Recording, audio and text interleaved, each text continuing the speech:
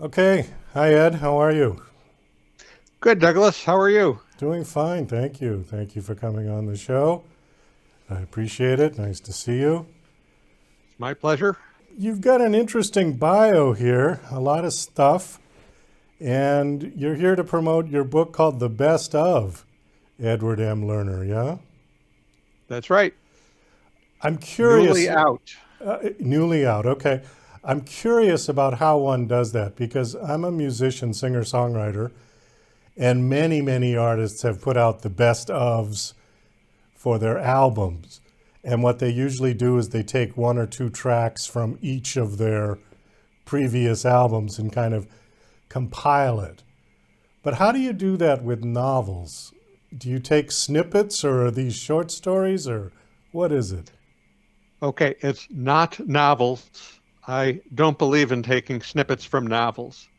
This is a collection of stories spanning my writing career.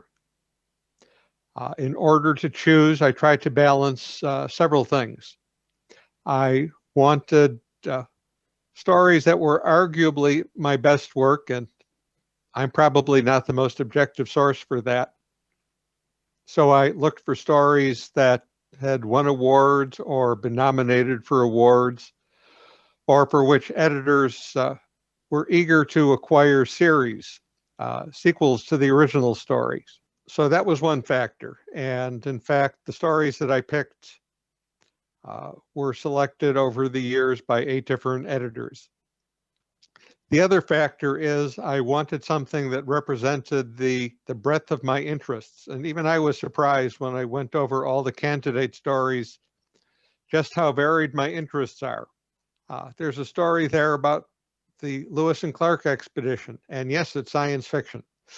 There's a story that's uh, based on Gulliver's Travels. There's stories about space travel. So between all of those factors and a lot of banging my head against the wall, I came up with 14 selections. Okay, so these are all short stories then. Depends on your definition. Uh, Okay. in the writing business, if only so that uh, there can be different categories for awards, there are length thresholds. So a short story is up to 7,500 words. A novelette is 7,500 to, I think, 17,500. Above that are novellas, and eventually you get to novels. So this collection has short stories, novelettes, a couple of novellas, and actually, for completeness, one example of my popular science writing Popular science from the magazine. from the magazine Analog Science Fiction and Fact. Okay. So I've had literally dozens of stories in analog, but I've also done more than a dozen popular science articles for them, most often about the science behind fiction. When you say analog, what do you mean by that? Analog is the name of a magazine. Way back when, the editor of this magazine was of the opinion that one of the purposes of science fiction was scouting ahead so that when uh, potential technologies actually became possible, someone would have looked at what the implications were. So these stories are were envisioned as being sort of an analogy of the challenges we might face. I'm not sure it's the world's best name for a magazine, but it stuck. And it's the highest circulation English language science fiction magazine. You've had, before you started writing, you had quite a long career in the computer industry and the tech industry. Yeah, looks like over 30 years, some odd years. I did. It's on the order of 30 years, and I worked for some pretty high tech places that a lot of people will have heard of, like Bell Laboratories and Hughes Aircraft, Honeywell. I worked for an internet startup that no one will ever have heard of.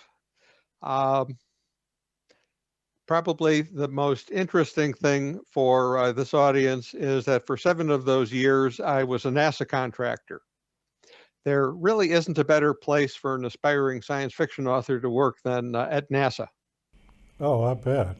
What year were Yeah, you at NASA? 1990 to 1997. And I wasn't a NASA employee, I was a contractor for Hughes Aircraft, but NASA was our customer. You had mentioned something when you were talking about the analog magazine about technology that maybe people had perceived to be in the future but wasn't available yet. When you were working in the tech industry, did you ever imagine that we would be at where we are now with everyone sort of glued to a handheld device? Um, no. And in general, the science fiction writing community underestimated how fast computer technology would advance and overestimated how quickly space technology would advance. So their concentration was on getting what? Getting to Mars? Like we should have been there already? Well, certainly we should have stayed on the moon. And I find it bizarre that it's been more than 50 years since a human being has set foot there.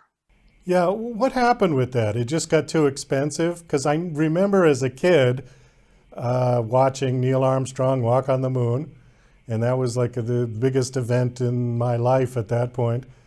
And then they had Apollo 12, 13, 14, 15, and then it just sort of quit, you know?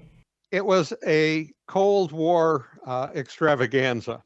It was about flags and footprints. So once it was pretty clear that the Russians weren't going to try to match us, I think a lot of people lost interest in the expense. Nixon certainly did, and he was president at the time. Without any comparable rival for a long period of time, NASA's budget stagnated, and there was no way they could go back to it. And then the final nail in the coffin, hopefully the coffin will open again, is that every time a new administration comes into Washington, it seems like they want to put their own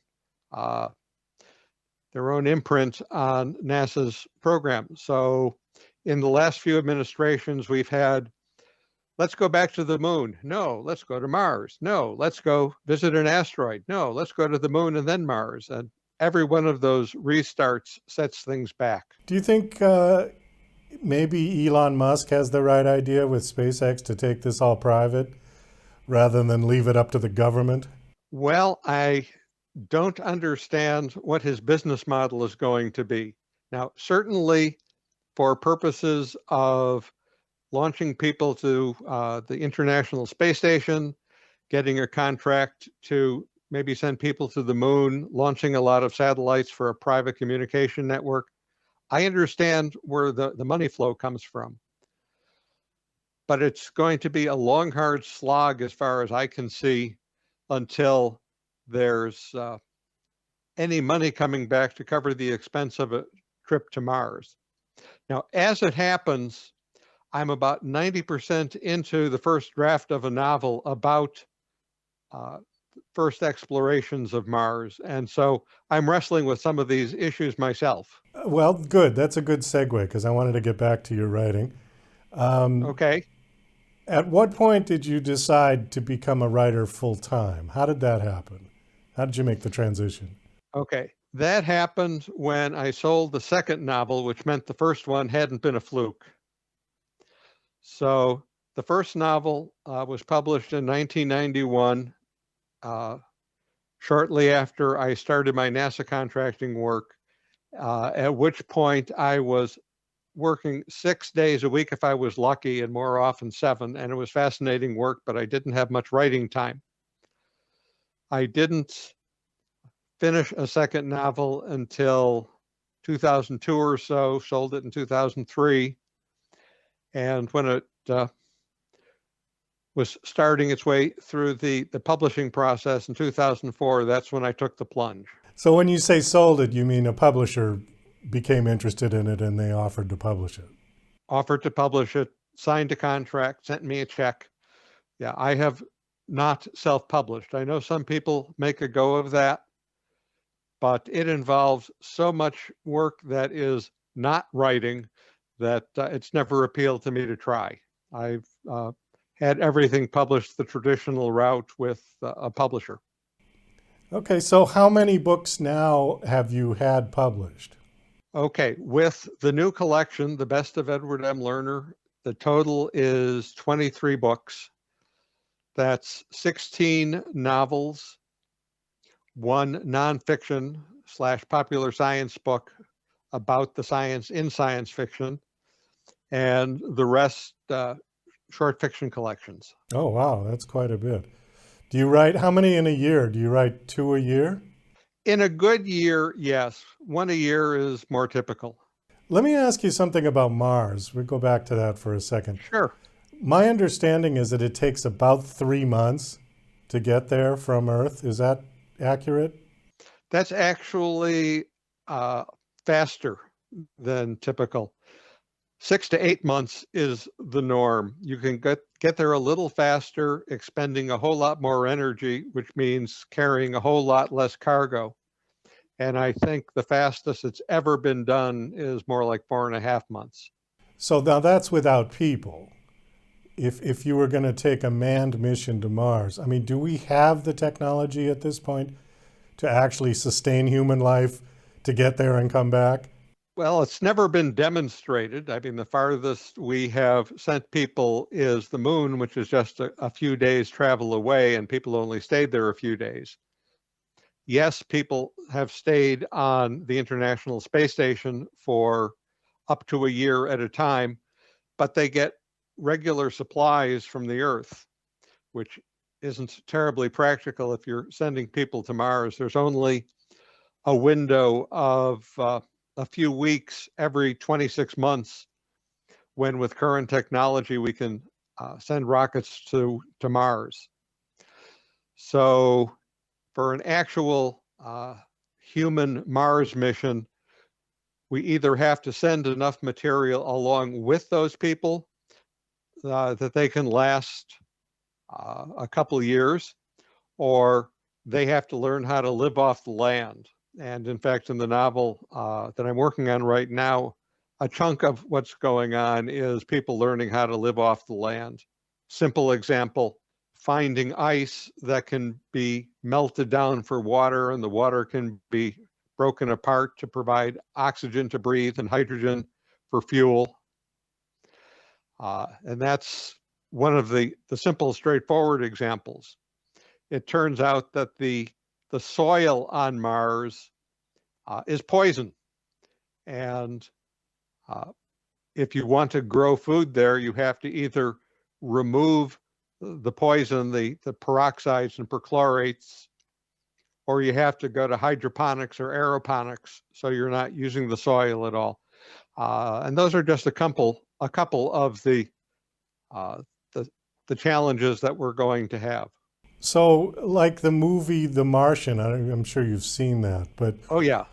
was that technically possible what he did? In most respects, it was very good technically. The exception I would take to it was his growing potatoes in Martian soil, because, as I said, there's the poison in the soil. The hydrogen peroxide and the perchlorates are toxic. We do have to wind this down. Unfortunately, we're out of time. My guest is Damn the injustice. Edward M. Lerner. Your new book is called The Best Of, and you said it's recently out and it's available. Do you have a website that you want to give out? I do. It's edwardmlerner.com. Imagine that. Just spell Lerner, Lerner. And by the same full name, you can find me at Amazon or LinkedIn. So I think I'm pretty easy to find on the web, and I hope people will take a look. Well, thank you so much for coming on the show. It was nice meeting you and nice talking to you, and best of luck.